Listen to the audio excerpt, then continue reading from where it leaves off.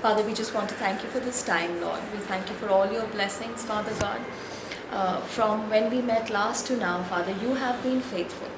Lord, I pray that we have also been faithful, Father. We have not been selfish, running to you when we need you and forgetting about you when we don't. I pray we have been selfless, Lord God. We have been in your word, just as your word is in us. And Lord, I pray that every word that is spoken today, Lord God, would glorify you.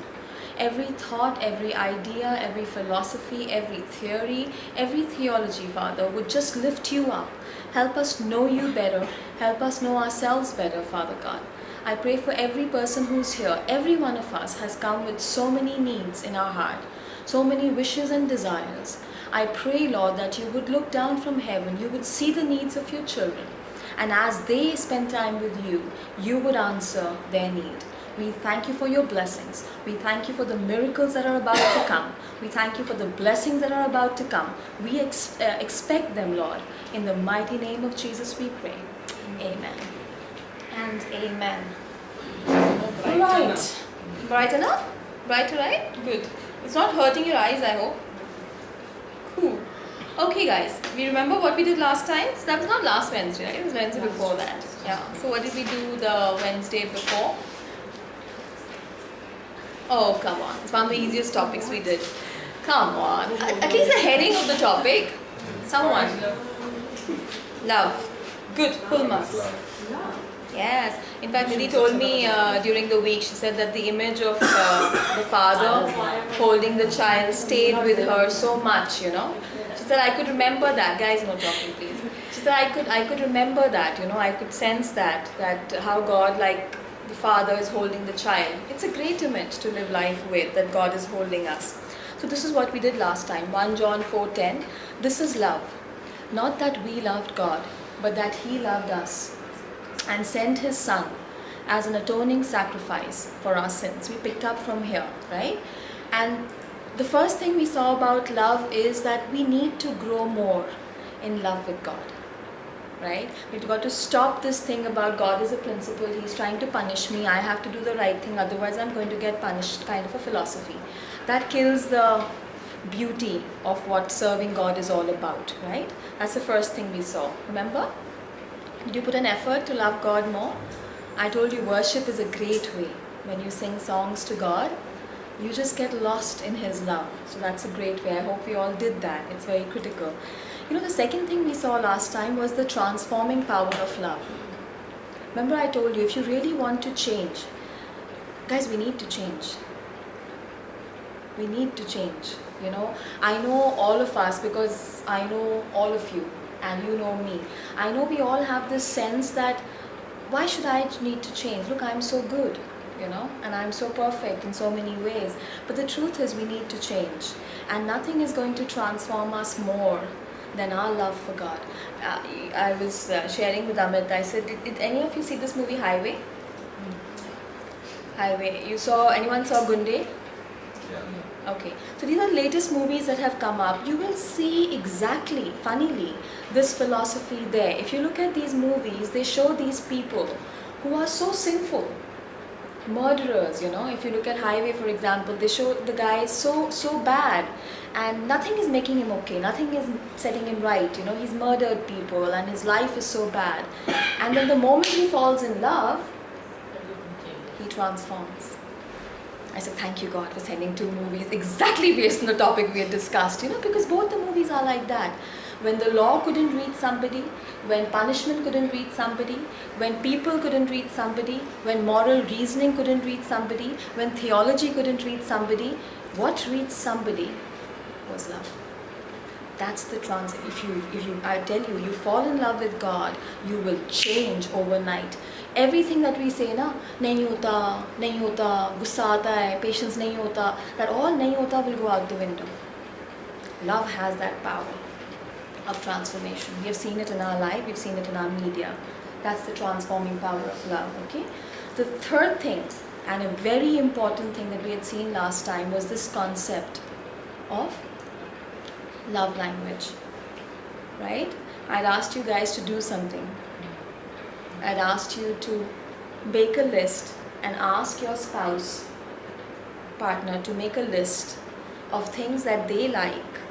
You know something, guys? मैंने last time आप लोगों से वो chits लिए थे. Some of you were very beauty pageant Miss America on me. Lot of that. I read a lot of that. Some of them were very, very correct. Some of them were very like Miss America speeches, world peace and harmony, and I want trust and guys, that's fundamental. Trust and love, and that's fundamental. I'm asking you specifically, a small thing like I tell Amit, if I am working, don't talk to me. Right? Or Amit tells me, if you see me concentrating, wait. Practical things. The Miss America is out there. Love, trust, honesty, relationship, all that is there. Practical things. It's the practical things that will bring your love down. There is trust, there is love, there is caring, there is sharing. That's why marriages are breaking, because all this is there and people don't understand why they're not happy. Right? It's these little things. So when you make your list, get into these real little things, small things. Hey, when you say I love you, I really like it. When you make me a cup of tea in the morning, I'll give you an example of my love languages. Many times Amit has this thing of saying, I'll give you a bonus today. So hamara kya hai, one day Amit gets up to send Riya, one day I get up to send Riya. Sometimes when I've had a very rough day and he knows it, he will say, I'm giving you a bonus. Tomorrow I'm going to get up. And I love, don't do that. I'm not saying that so you do it over and over again. I feel guilty then. But I'm just saying, that's a specific love language. He doesn't know, he may not know what it means to me. That's what you need. Did you write, first of all? Did you write something to each other? What's the point, guys? What is the point of listening 1 hour to a mad woman if you're not going to do what it says? It's very critical. If the devil can break your relationship, he will break your faith. I'm telling you that. If he breaks your happiness at home, he will break your relationship with the Lord. That's how he attacks it. Okay? Do that. So the very important thing we saw about love language, this is the most critical lesson on love you will ever learn. Ever. Is this concept about love language.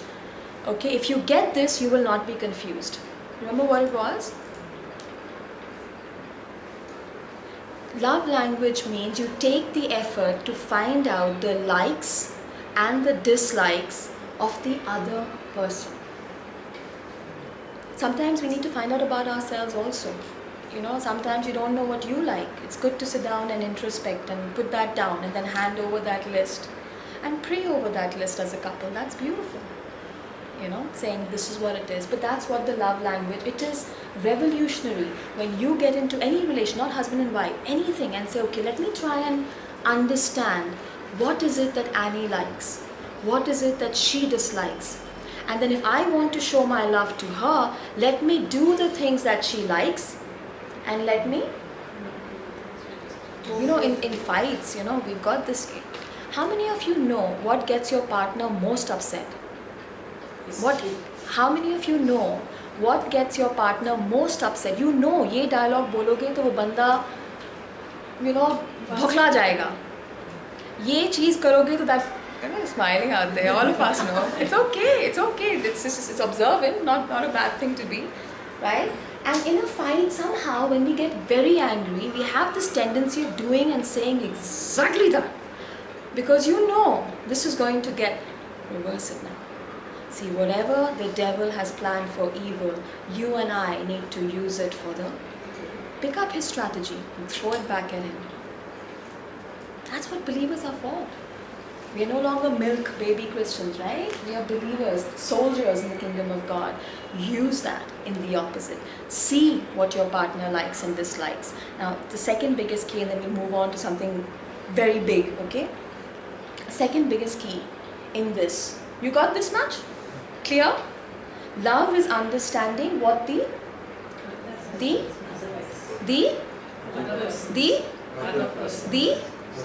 other person. We have this tendency of always saying, I eat this, and I eat this, and I want this, and I like this. It's time to reverse it. And pray that God will make that person also reverse it. He will.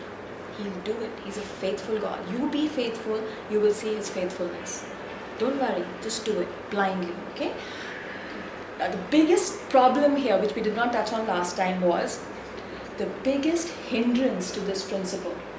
जब आप ये करने जाओगे, the biggest thing that will stop you is going to be that you have to bank on communication, okay? Not assumption. The killer to a relationship is this problem of assumption. I assume Amit likes this. I assume.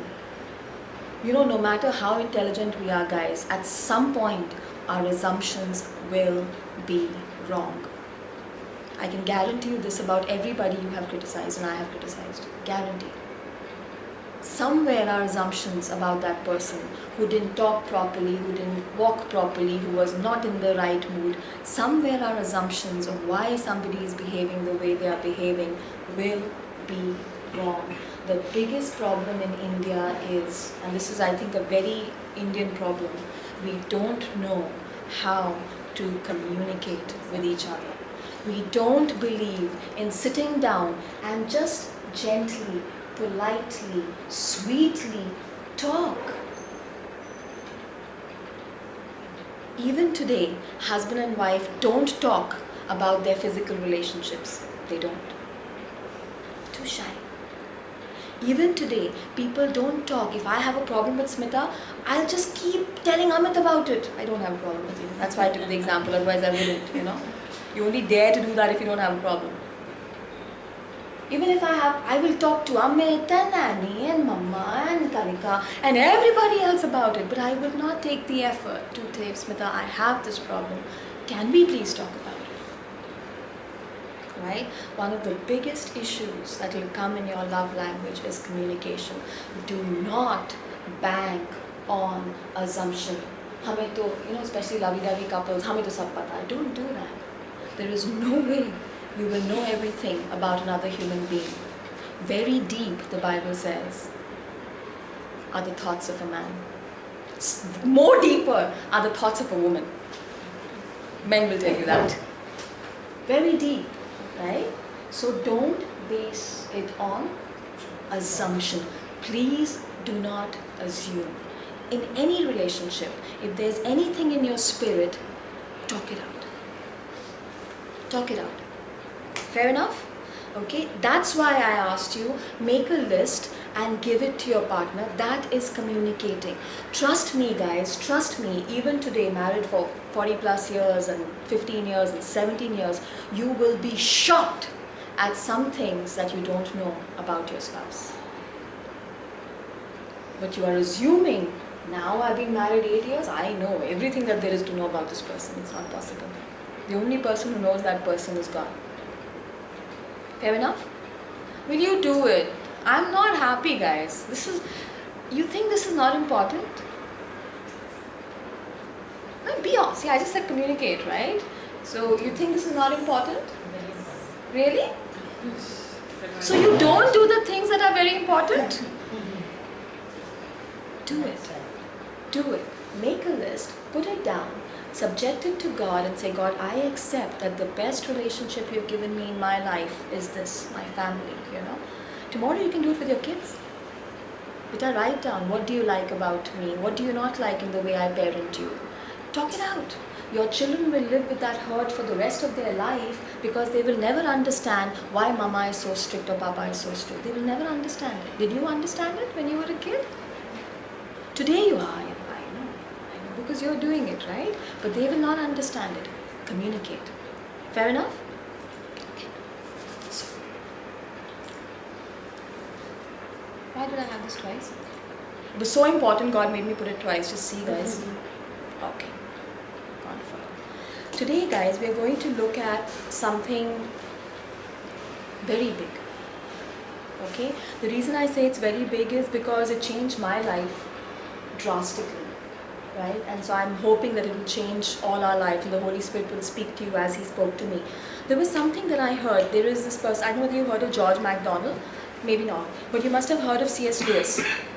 You've heard of C.S. Lewis? He's the Narnia, the guy who wrote Narnia, Chronicles of Narnia. amazing, intelligent brain, got to know the Lord very late in life. There's something that George MacDonald said, but C.S. Lewis picked up and highlighted, okay, which I think is life-changing. And I shared it with Meenal and I think Amit I did, okay, which is something I want us to look at today. And this is what he said. Do you all believe that we have a soul? Do you all believe that we have a soul? Yeah? We do? Right? This is what he said. He said, we don't have a soul. We are a soul and we have a body. What in God's name does that mean? He says, we have this habit of actually believing that, and if I asked you, and I did, do you think you have a soul? You said, yes, I do have a soul, because we believe we have a soul. You call that Atma? You call that Atma in Hindi, right? We believe that. And George MacDonald, C.S. Lewis was saying, this is the biggest problem of the Christian faith.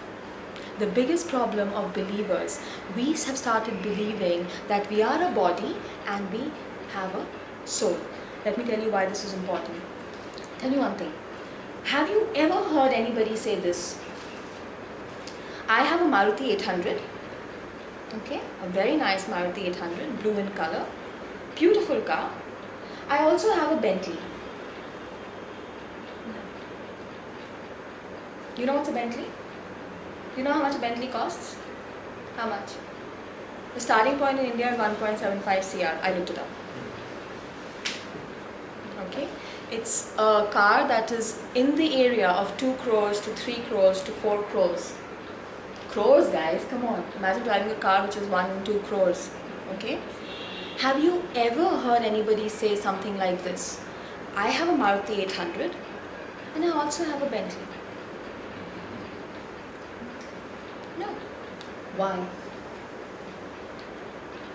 What do you think a person who has a Maruti 800 and a Bentley will say?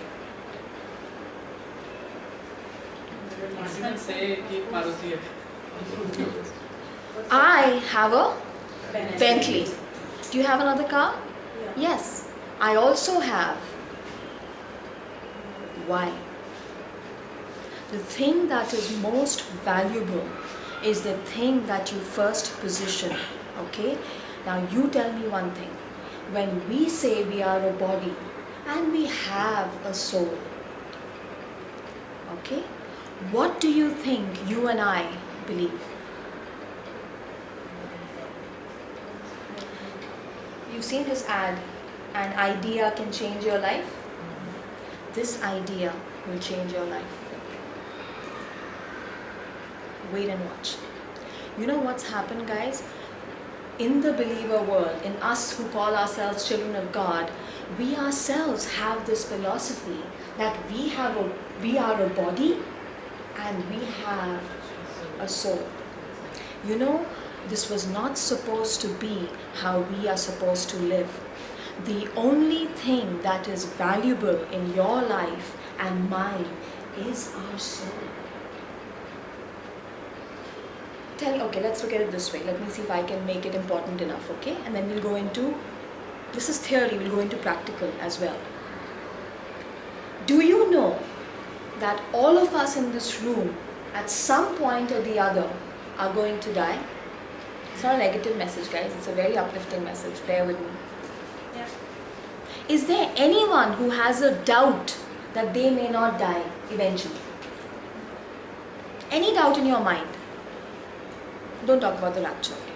Let's leave it there. We're all sure that we're going to die. Okay.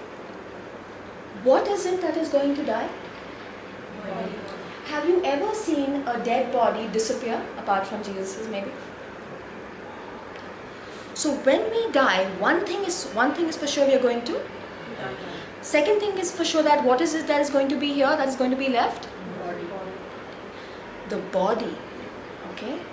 The Maruti 800 that we give so much importance to, we know is going to die.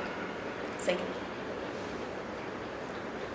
When we die, what do you think is going to happen to this house that we own? and the car that we own and the business and the jobs, it's all going to be left behind. Do you know what's going to happen to you when you die? Now you're a believer. You'll go slow. This is very important to go fast. Don't get bored. It'll change your life, I'm telling you. Do you know what's going to happen to you? You, the person you, Meenal, the person you, Nidhi. You are going to go straight to, you are physically, actually going to go to heaven. You know what that is? Your soul. And do you know something else? That soul is going to live in heaven for eternity. If you ask Riya what's eternity, she will say 100,000 lakh billion trillion crores. That's what she thinks definition of big numbers is, you know. Trust me, it's more than that, right? But the issue is, when you and I think we have a body, you know why? Yeah, ये सब real है. I can touch, I can feel, I can see the wallpaper, I can see the decor, I can see the cushions, beautiful house, I can drive the Bentley, I can enjoy it, I can spend money, I can go to holidays. I don't know who knows what's going to happen after we die. If you have believed God's word, okay, the truth is that you're going to go to heaven forever. Okay? Now this is the theory. Let's see the importance. What happens is this. The body, which is real for us, okay? See what the devil has done. You know, this is what he twists. There is a movie called The Game. Anybody seen the movie, The Game? Yeah. You've seen it, right? So the whole, in a nutshell, story about this movie, The Game, is he plays these games with actors and stuff, and what the director is trying to show is at some point he loses the line between reality and fiction. He doesn't know who's real, who's acting. He doesn't know what is right, what is actually staged. They say that the difference between real and real life is what it is called. Do you realize that is exactly what the devil has done to our brains? We will see in a second why I say so. Let's see what are the things in our life which are temporary. You know, it's very funny. Many people tell us, they come to our house and they say, "Ye ghar aapka apna hai? Have you bought it?" And we say, "No, it's rented." Amit doesn't believe in buying, he thinks it's a bad investment to buy flats, and so he chooses to live on rent and buy land. So it's rented. And then they look at us like we are fools, you know, because they'll say, "Why do you spend so much of money on a rented house? It's not your own." And the funny thing is this is exactly what we do day in and day out, okay? Because this is what is temporary, rented. Your face. My face.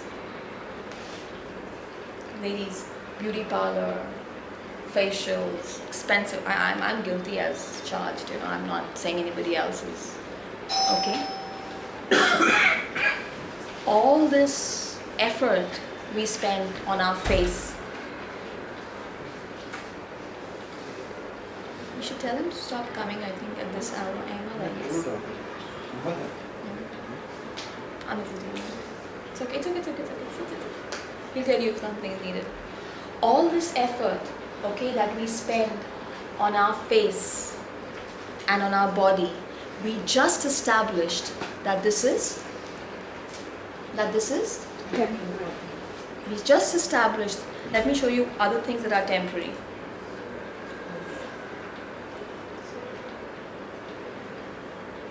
No matter how beautiful it is, no matter how big it is.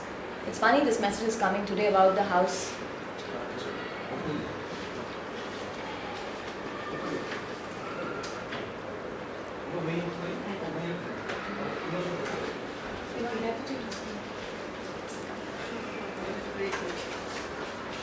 No matter how much time and effort, okay, we spend on our house, and like I said, it's strange this message is coming today after all the effort we have put on the house, ironical, but it's temporary, right?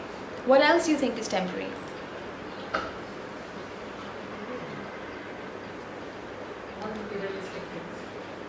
The car is temporary. The gold that we so love. Oh my God, my gold. In India, the gold is a taboo. You think about selling gold and people go, as though you're going to kill somebody. So possessed. True, only me. In a second, I'll show you it's not only me, okay? Our investments. Not one investment will we carry with us to heaven. Not one. We say we leave it for our children. They will also not carry it to heaven. They will also join us eventually. Yeah, I'll just take the water.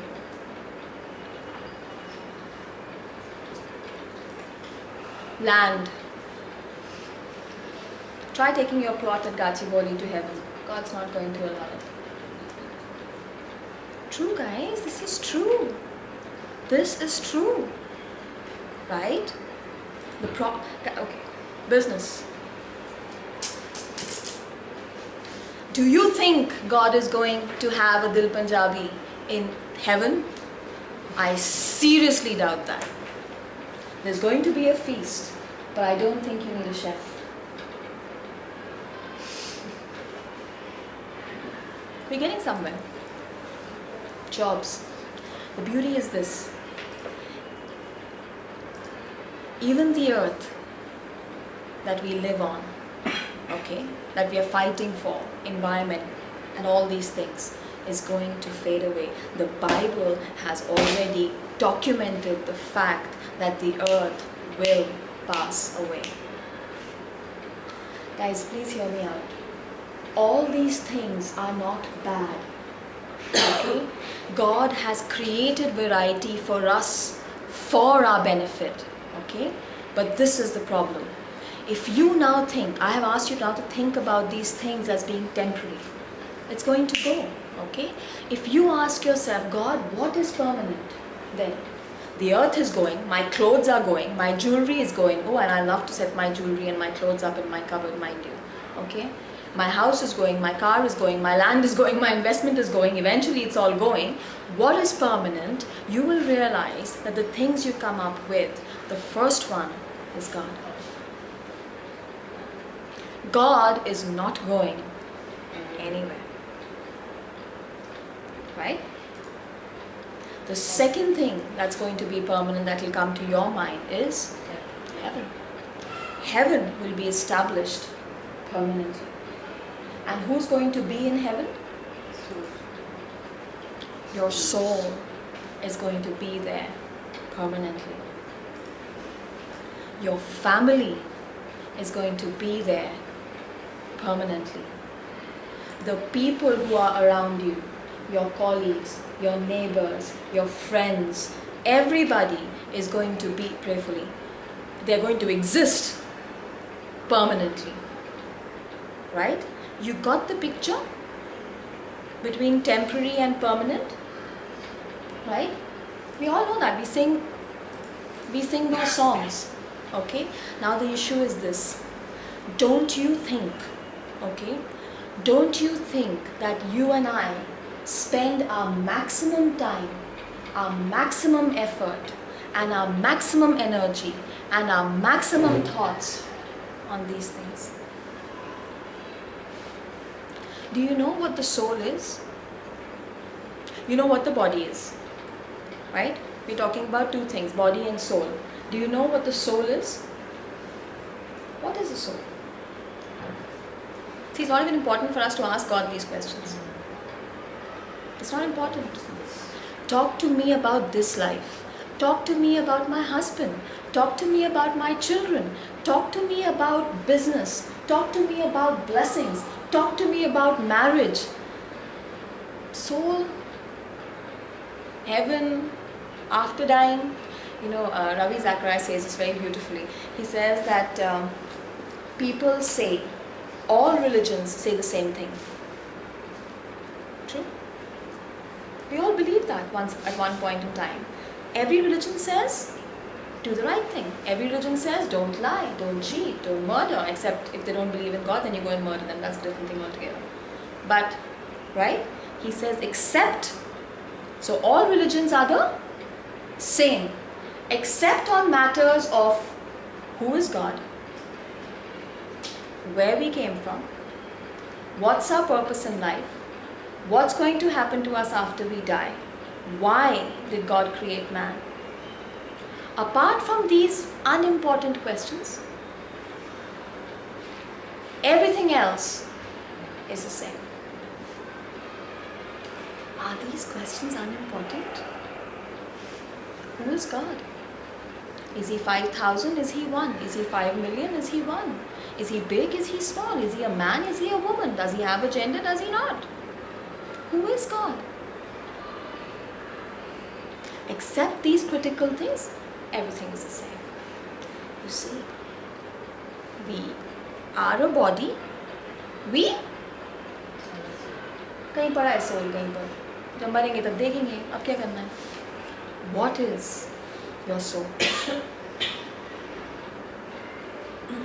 Have you ever sat to think about your soul, guys? Why?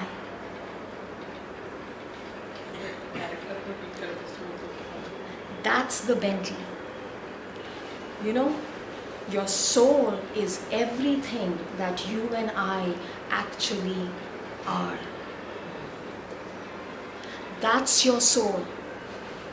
How you think, what you are, what is the essence of your character, what's inside of you, who is Vishu? Who is he? What is going on inside his spirit, in his mind? What is his philosophy? What is his ideology? That is the soul of man. That's what God is interested in. We are that soul, came down on earth to live in a body, to leave the body, to go back into heaven after reforming our soul a little bit more.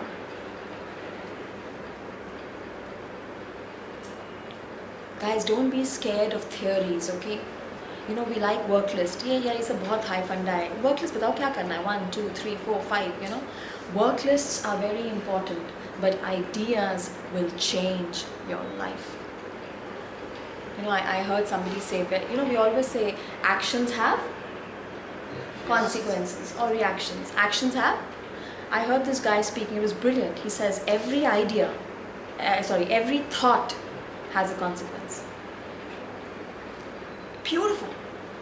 Beautiful. He said every thought has a consequence. Every one thought that you think has a consequence. Guys, the devil has made that which is important. That's why this guy says we are a soul and we have a body. The body had to be there, otherwise we call them bhoot. Right? Right? But this is not what life is all about. And now comes the key question. Don't you think we spend most of our time on our face, on our body, on our house, on our gold, on our cars, on our business? Anyone here who does not spend the maximum amount of time, effort, thought on these things? Anyone here? You've got to ask yourself, if this is so unimportant, why? Why? Why is our life consumed, okay, by that which God had given us for our consumption? We are going crazy after money. We are going crazy after possessions. We are going crazy after entertainment. We are going crazy after lust. We are going crazy after security. You name it. That's what you and I are thinking about. Morning, afternoon, evening, night. True or false? It's time. Believers are not supposed to live like that. Do you know something? The reason the world does not believe in God. Today, most of the world does not believe in God. Atheism is on the rise. The reason the world does not believe in God is because we are a body, and maybe there's a... And the beauty is this: the increase in depression, in unhappiness, in unsatisfaction, in everything that is bad is the highest today than it has ever been. Highest divorce rates, highest suicides, highest depression cases, everything is the highest in the world today. You know why? Because everybody has started believing we are the body. All that matters is our reputation, our fame, our money, our possessions. That is important. God fit him in somewhere. I'll ask you one question. The Holy Spirit asked me. I don't know if this is revolutionary for you. For me, it was like breathtaking, because it showed me I need to change my entire thinking. I asked you, is it not important? The thing we did last time, you said it's very important. Did we do it?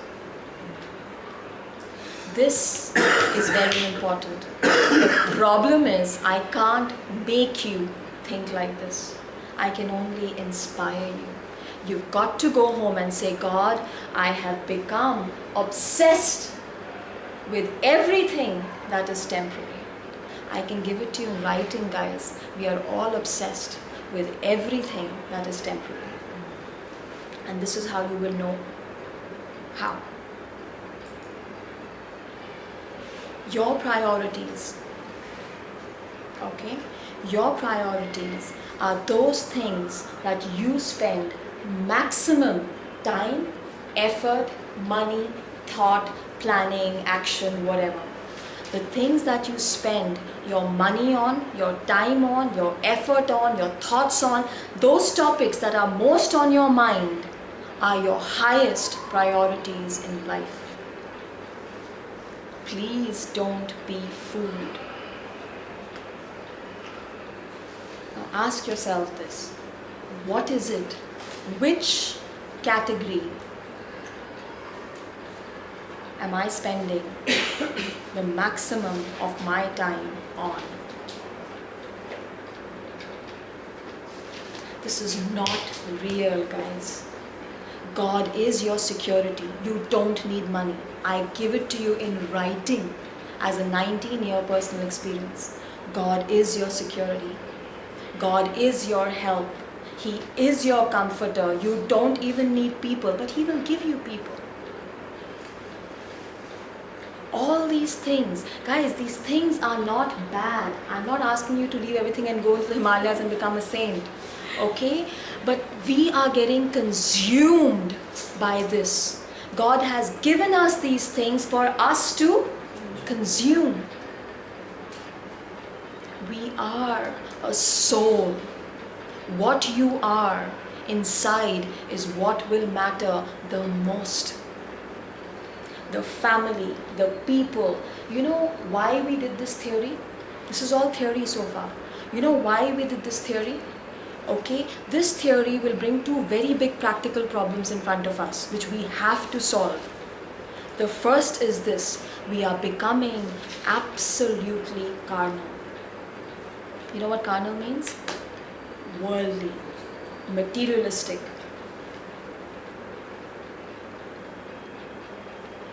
You know, they say if you want to change an economy, you take some marketing magazines, put all the best products of the world in it, and throw those magazines in that economy. The economy will change overnight. Statistical. You know why? I love this wallpaper. I must have it. I love that car. I must have it. Her dress is much better than mine. I must have it. Her house is so grand. I must have it. It's okay. You know, that's why the Bible says the lust for money is the root cause of all problems. The love for money. It's not money. Too heavy? Very true. Very, very true. It's time to shift the paradigm as believers and say, no, we will not be fooled, okay? Yes, God will give us money. Yes, God will give us business. Yes, He will take care of our body. Yes, He will take care of my house. If He gives me a great house, I will praise Him. If not, I will praise Him more. Does not matter. Ravi Zacharias was telling the story of Elvis Presley. You know Elvis Presley? Elvis Presley is one of the biggest singing legends to have ever walked this earth. You can imagine the kind of empire that this guy has, or had rather, sorry. You know, when this guy died, the last 2 years of his, he was found in his house dead by his brother. You know, when he died and they post-mortemed his body because they had to, he was just found dead, right? They found 14,000 types of drugs in his body. And the funny thing is this, Elvis Presley's brother, this is what we run after, na? Money, fame. He was the most famous guy. He was the richest guy. He had the best house you can imagine. Bentley was Maruti 800 for him. Put it in perspective, right? He died with that many types of drugs. His brother was a good friend of Ravi's, or became a good friend of Ravi's. And so Ravi asked him, he said, I don't understand when somebody has everything which all of us are waiting for, right? Day in and day out, God make me famous, God make me rich, God make me the best restaurant in the world, God make me this and God make me that, you know. The things that we are all longing for, this guy has, and he's not the only story. There are hundreds and thousands of such stories of successful people. So why did he turn to drugs? How come he died because of drug abuse? I know what his brother says to him. His brother says, Ravi, drugs did not kill Elvis. Fame did. He says, people don't understand. Drugs didn't kill him. Fame killed him. When fame became God and he started losing fame, he had nowhere to turn. He became so depressed. For 2 years, this guy could not get out of bed unless somebody took cocaine and put it in his nostrils. He could not get out of bed. This is a true story. You know, a true story of all the things we are running after. True story. All of them. There are so many such stories out there. So many. All of them. All of them. So the consequence of not realizing those priorities, of not knowing what is real, you know, before we start worrying and desiring and spending all our time and going mad after these things, we've got to come back to this Wednesday, no matter how tough or heavy the message is, and think, is it really worth it? Am I becoming so carnal and materialistic in life? Am I becoming so worldly that all I can think of all day long?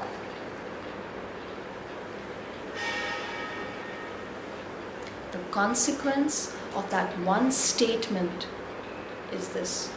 And the worst part is, we as believers are living that same life. True or false? We don't have to live like that. They say money is very important. It's not. Money is something God will give you like that. He says that. His word says that. Seek ye first the kingdom of God, and all these things I will add unto you, he says. You know, it's very funny. Have you ever really read the Bible? And have you ever noticed one thing? Every time God tells his people, if you do this, I will prosper you. You read that. Read that. Every time you read that. If you do this, I will prosper you. You know what this is? It says, if you love God and you obey my commands, I will prosper you. And you know something? There is nothing in God's commands that he's asking them to obey for prosperity that talks about business or how to run it or how to run your job or how to make sound investments. Not one commandment is about those things. Read it. How is it that not focusing on my business is going to make me prosperous? God says it. I didn't write the Bible. He says, obey me, I will prosper you. His equation is very, very different. Right? So the first consequence of this thinking, this theory that's just gone into, isn't it true? Isn't it true? How many minutes did you spend praying and asking God, God, can you show me heaven? Can you just explain to me how this happens, God? I mean, what, like, does the soul, matlab, does it come out? I mean, Lord, what exactly? We're not bothered. It's not important. Have you spent any time asking God these real questions? Where did you create heaven? What's going to happen in heaven? Are we going to look like this? You know, just for a discussion and time pass fun, we do all that conversations. Your opinion, my opinion, that preacher, this preacher. Are we seeking?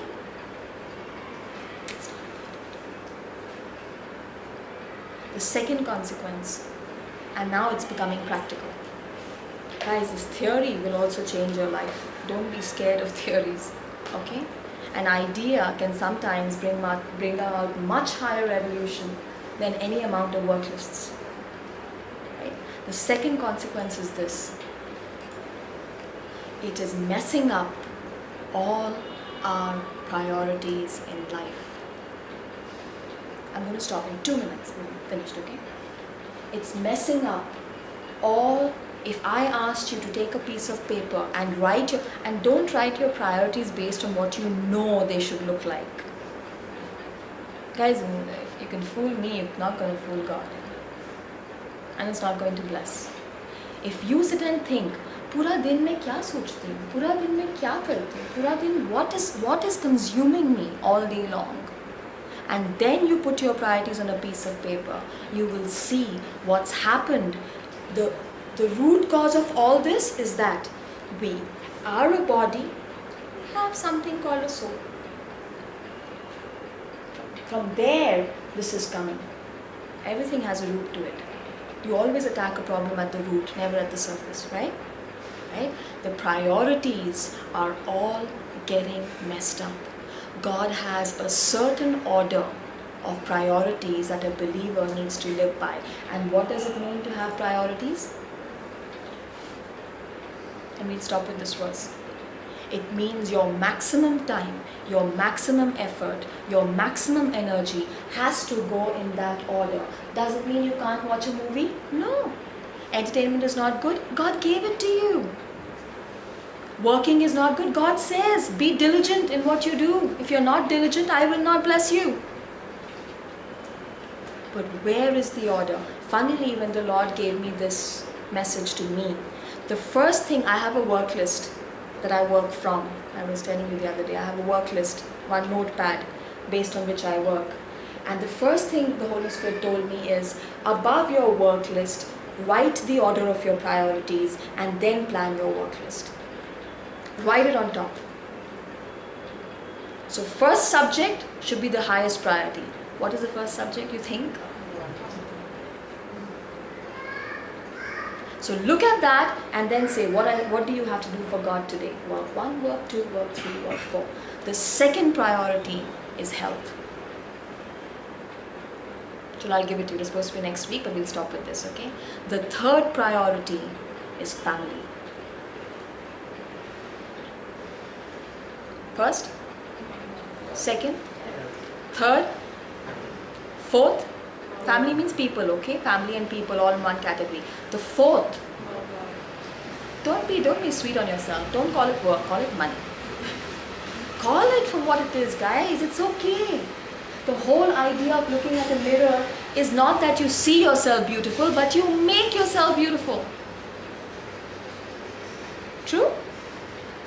You get angry in the mirror. What? How dare you show me this face of mine? Do you say that in the mirror?